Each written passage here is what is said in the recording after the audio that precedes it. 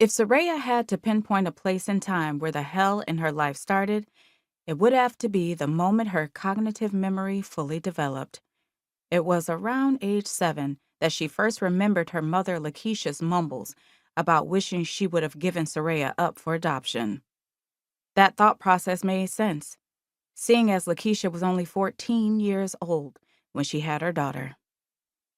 Lakeisha and her daughter lived with her mother, Pearl, who was a blessing to Tsireya's life since Lakeisha still wanted to be a 14-year-old kid. That was fine, until it wasn't. Pearl had a fatal heart attack when her granddaughter was 6 years old. Playtime was over for Lakeisha. Now, she was on her own as a mother with no assistance. It was a silent blessing that Pearl left her paid-off house to her daughter upon death. Without that, Lakeisha would have been a homeless young single mother. Tsireya was never abused by her mother. Abuse required too much of Lakeisha's time, and that couldn't happen. Any time spent with Tsireya was time away from the niggas she messed with and tried to run game on. Lakeisha did just enough to not be considered an abusive or neglectful mother. She ensured her daughter had a roof over her head, lights, food, and clothes on her back. When Tsireya was 10, her mother sat her in front of the cooking network and told her to learn something because she would not be a slave over a stove for her.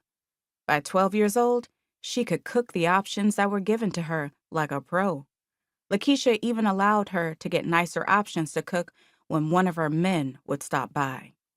The fact was, she wouldn't slave over a stove because you would have to know how to cook to do so. When the men folk came over, Lakeisha wanted them to think she was a full package to lock them in, so Tsireya was her little secret cook. It wasn't until the key was turned in the lock that the sad truth was revealed. A revolving door of men was all that Tsireya knew when it came to her mother's activities. It couldn't be said that any of the men that came in were worth a damn. The ones that were worth something quickly assessed that Lakeisha was not only a piss-poor mother, but a piss-poor person. Once their assessment was completed, they were gone like a quick, swift wind.